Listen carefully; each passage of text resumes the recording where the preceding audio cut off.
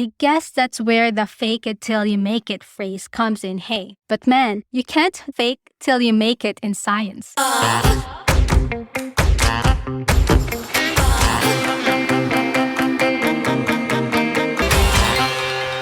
Hey there, Zesties! Another week, another episode here at the Gleeful Talk Show, where we share zesty stories to cultivate the happiness and hero within and out.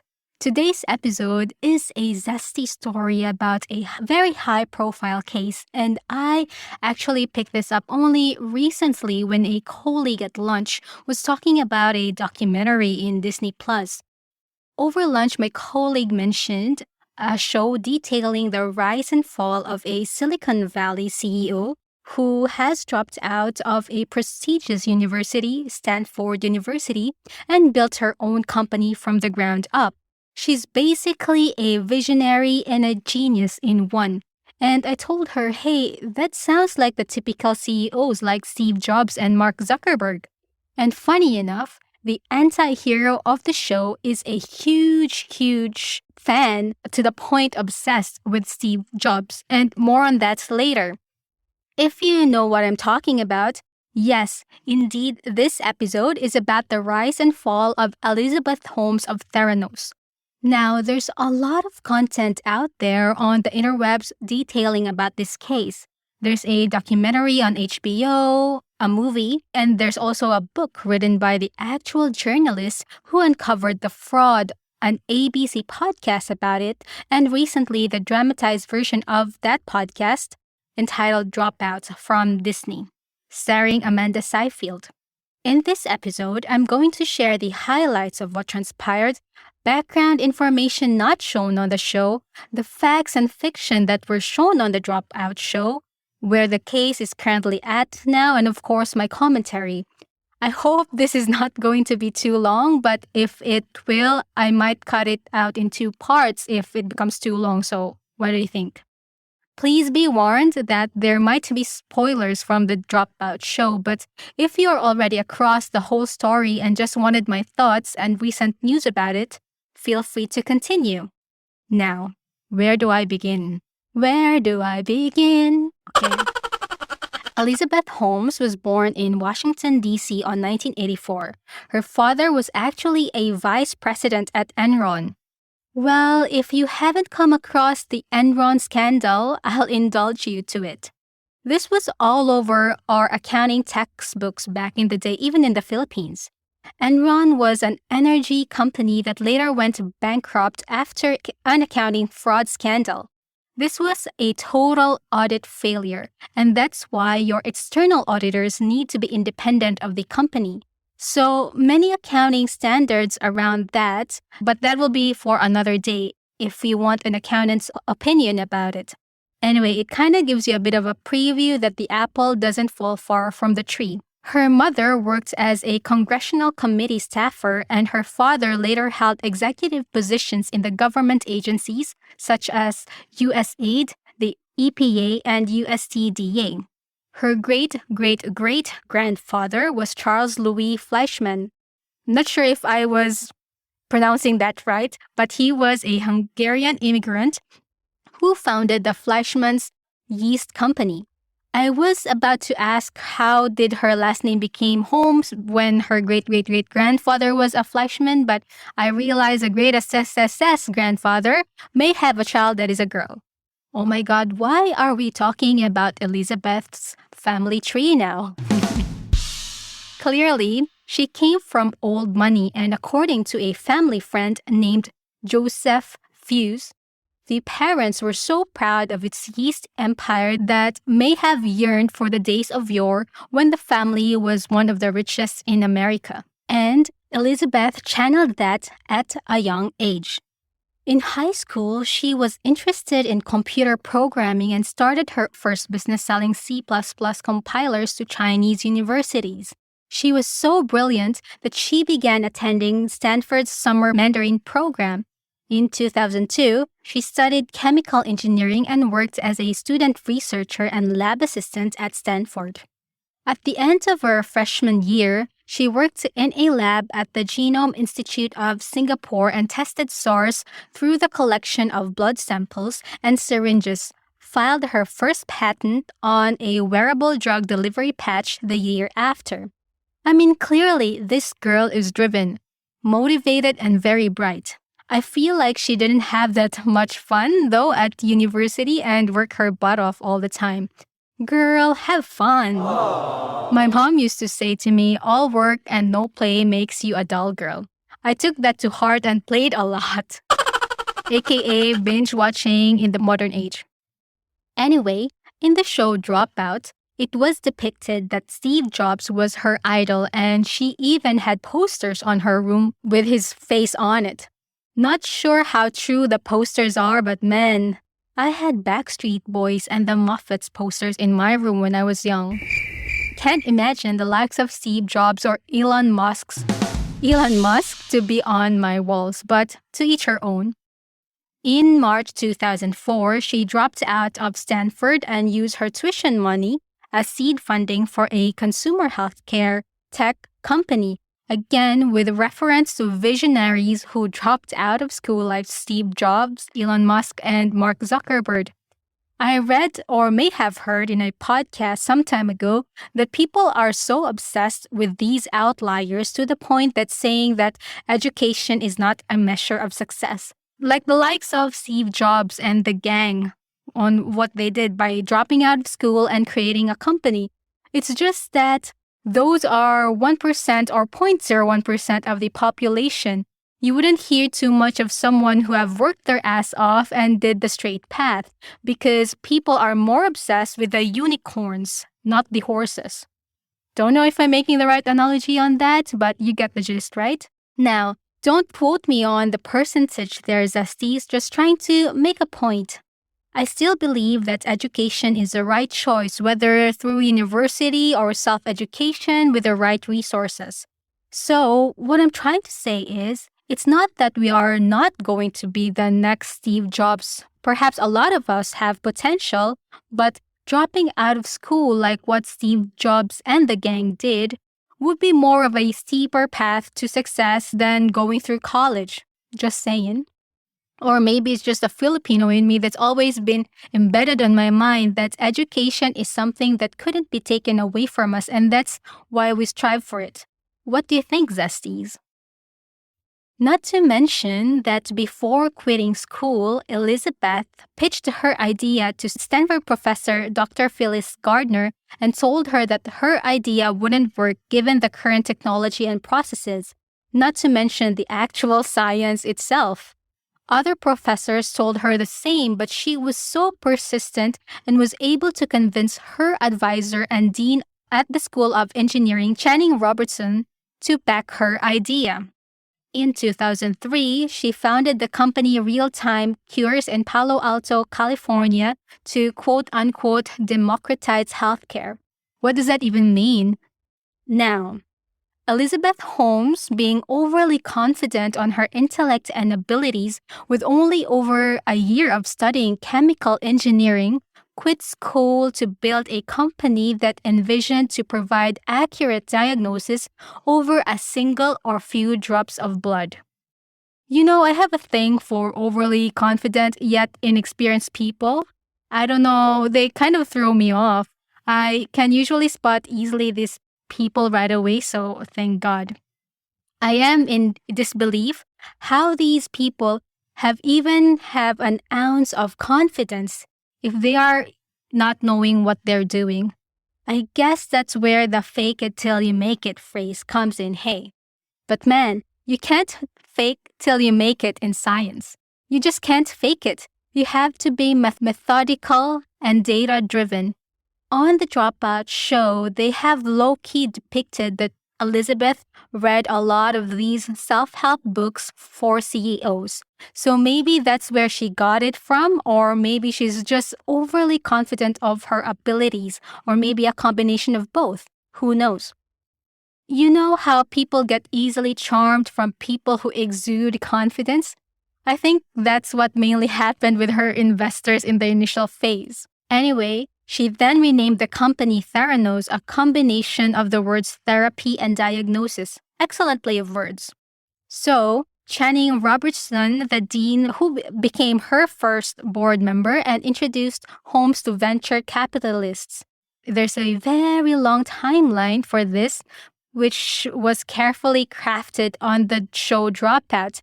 I will not go into details with this unless you want me to. Let me know in your comments or shoot me an email. Anyway, remember that she was studying Mandarin back then? During that time, she met a guy almost 20 years her senior at a trip to Beijing as part of Stanford's Mandarin program around 2002. She was 18 at that time and she had just graduated high school, while the guy named Ramesh Balwani, or Sunny for short, was 19 years older than her. So that's almost twice her age, isn't it? Sunny was a Pakistani-born Hindu who immigrated to India and then to the US. During that time, Balwani was married to another woman and magically they divorced the same year and became romantically involved with Holmes in 2003. The same time Holmes dropped out of university. Fishy, isn't it? You know how it is when you're a kid with wide eyes, very much eager to share your ideas with the world. You tend to be very idealistic due to your naivete. It's either Elizabeth dropped out of school because she wants to be the next Steve Jobs, or she was also somewhat influenced by Balwani, or maybe both. I guess we'll never know for sure. But the show Dropout did show that she was talking to Balwani during her years at Stanford and she found strength in him, especially when she got raped. This is another whole can of worms, Zesties. First of all, let's speculate on the dropping out of college. She was a massive fan of Steve Jobs. And I think what happened was that she was so obsessed to be like him that she dropped out of college as well because he dropped out of college. Talk about obsession to the highest level, right? And she actually literally mimicked him more and more down the line. More on that later. Also, when someone is intelligent, sometimes they think that they know everything in the world because they have a high IQ or somewhat. But the thing is, in science and medicine, it just doesn't work like that. Sure, it might work when you're on a business idea for a software or maybe new processes concerning industrial lines, etc. But medicine and science is a long game. And even with Elizabeth Holmes' high IQ, she couldn't recognize that because she's intelligent, right? So that's the downside of it. When you think too high of yourself and your feet is off the ground, you tend to also get dropped as low as you can be as well. So she might have thought, yeah, Facebook and Apple companies, they came from dropouts. I can be a dropout too and become the next Steve Jobs or the next big thing. But the thing is, again, medicine doesn't equal computers nor websites. So sure, her company is a medical technology company, but its building block is science and medicine. And you can't rush that. You are overturning decades and decades of research over 2 semesters at Stanford, and you think, everything already. Don't you think other medical technology companies would have already had that idea in the first place? And the elephant in the room, Zesties, the rape. In the show Dropout, she actually told her mother, but her mother advised her to shrug it off and move on. Now, that's not good. Parents should be there for their children. They should be guided well, most especially at a young age, and if not guided correctly, they get steered to the wrong path. Or otherwise, advised her to seek help with a medical professional for emotional and psychological support and trauma, or even fight for justice. But that never happened, it seemed like, and I guess this was also embedded on her mind. No justice, no sense of justice at all. So after that incident, she dropped out of school, asked her parents that she use her tuition money as seed funding for the company. Her company, later renamed Theranos, claimed to have a breakthrough health technology where their machines are able to perform hundreds of tests, supposedly over 240, ranging from cholesterol levels to complex genetic analysis with just a single drop of blood. Whereas existing technology require one vial of blood for each diagnostic test conducted. The company's wording on their website was later on reworded from a single drop of blood to a few drops of blood. When she was just starting building her company, one of the first people on her board of directors was her former advisor at Stanford, Channing Robertson, as I mentioned earlier, who was eventually paid around $500K for his role as consultant. He's practically there just to provide credibility to Theranos. Later on, Theranos' board was full of men who don't know any science, basically.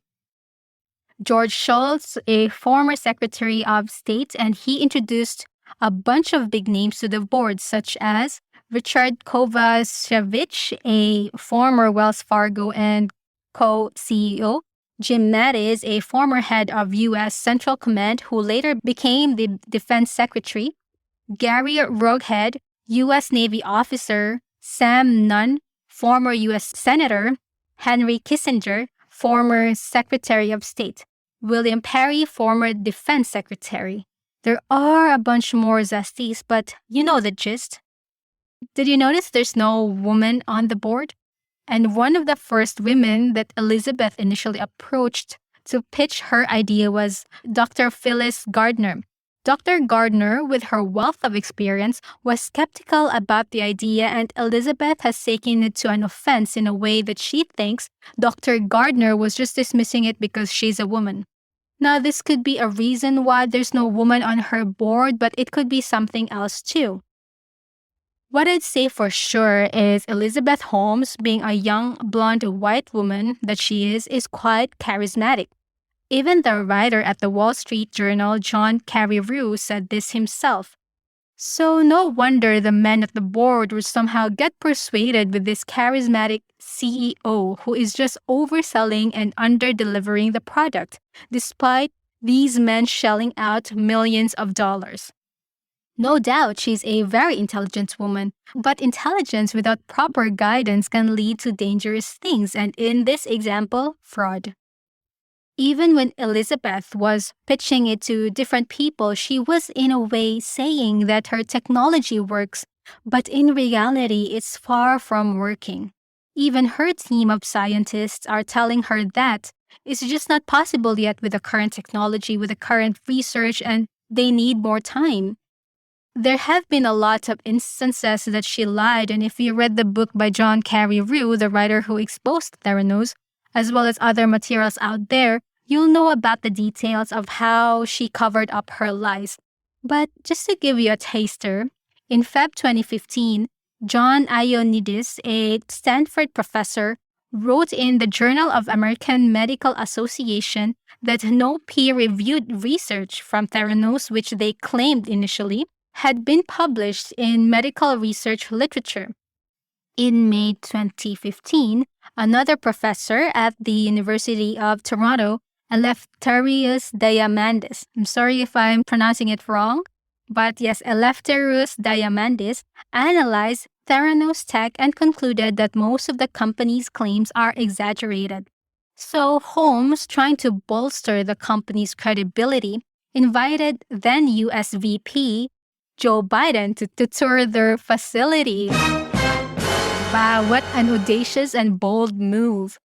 Take note, Zesties, that most members of her board were ex-government officials, so that's why it was so easy for the company to bring in government officials. And sometimes you kind of wonder, how does a board of directors in a medical technology company made up of government officials, not really scientists, right? Impressed by what he's seen, Biden praised the lab, not knowing that it's actually a makeshift lab, aka fake lab, that was built just for the purpose of his tour. In October 2015, John Carreyrou exposed Theranos through his article at the Wall Street Journal, the very newspaper that is owned by one of Theranos' board member, Rupert Murdoch. Now, that's what I call summoning the hero within, isn't it? There will be more heroic stories later, Zesties, which made this more interesting. In his article, Carreyrou exposed that Theranos was using traditional blood testing machines from third parties like Siemens instead of the company's Edison devices to run its tests because the Edison machine couldn't provide accurate results.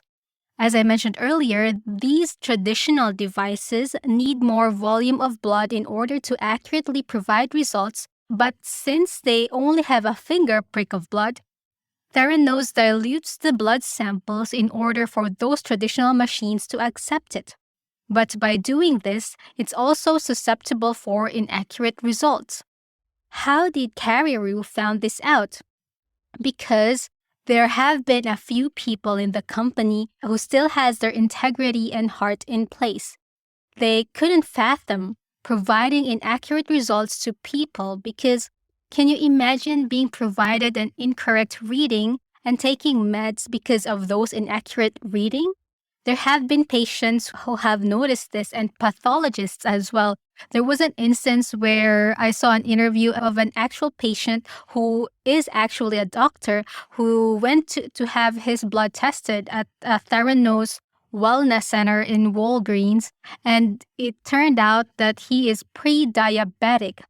And he is the type of person who goes to run every day, who has the physique, was like also looking not pre-diabetic, and his diet was good. He was quite surprised. So he did a secondary test from a different lab and he got the results where he wasn't even pre-diabetic. And if he would not have done this, he would have taken medicines to lower his blood sugar, etc. So can you imagine doing that, you know? So these few heroic people are Tyler Schultz, Erica Chung, and Adam Rosendorf.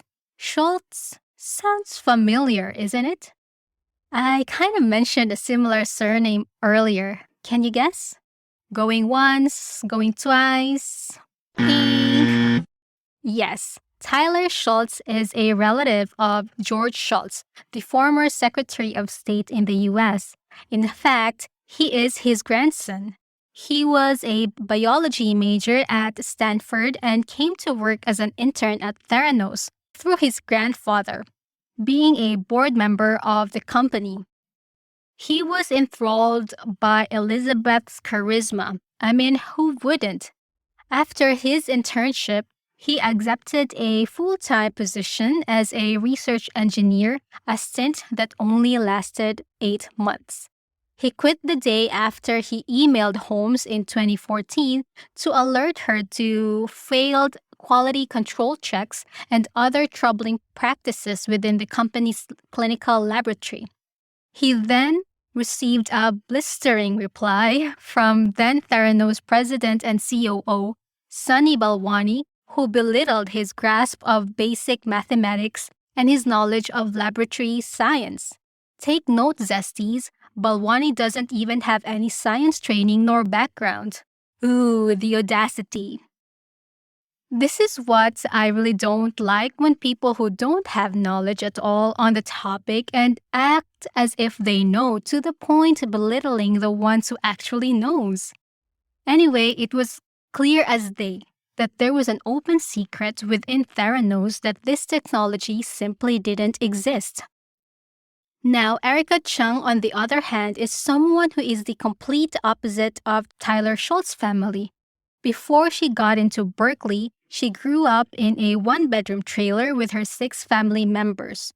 So when she got this job at Theranos, where initially she thought would have been her first and last company, considering how groundbreaking their quote-unquote commitment to revolutionize healthcare, she was blown away by how the company is handling the patient samples. She has a TED Talk out on YouTube. You can have a listen or you can watch it, where she summarized her journey of being a whistleblower at Theranos. When she was seeing how Theranos are treating the data, let alone the actual patient samples, she just had to speak up. So she has alerted the lab director, then the COO Balwani, but to no avail, she was dismissed for not really knowing quote unquote actual lab work. In the end, she quit Theranos and was contacted by John Carreyrou. But during this ordeal, she was threatened by Theranos in a lot of ways, and luckily, she had contacted a free lawyer who basically advised her to alert regulators about the Theranos labs. Imagine being a 20-something-year-old having to do this without enough resources and backup, but she did it anyway. She wrote a letter to the regulators, and this has prompted an investigation of the labs and resulted in Theranos not being able to operate their labs in 2 years. Then, slowly everything uncovered, and the rest is history. What an inspiring yet horrifying journey, I can imagine. It's quite glorifying to hear it now, but I bet when we are on their shoes a few years ago, it would be extremely nerve-wracking. It tells us that as long as we keep our integrity, our commitment to the truth and what's best to society and our communities, no matter how steep the road is, we will prevail, eventually. So Zesties, I encourage you to keep that heroic fire burning inside you. So how did the show Dropout portray the facts and fiction? How did the trial go? Where are the characters of this story now? More on that next week. If you Zesties enjoyed this episode, please don't forget to rate, share, and review the podcast, whichever platform you're on. Share with your friends and fellow Zesties as well. Big thanks to our Zesties who keep on listening to the show every week and sending in their feedback, as well as those Zesties who are sending me my dose of caffeine of each month. If you guys would like to give me a cup of coffee or two, please head down to the episode notes to find out how. I'll see you next week for part 2.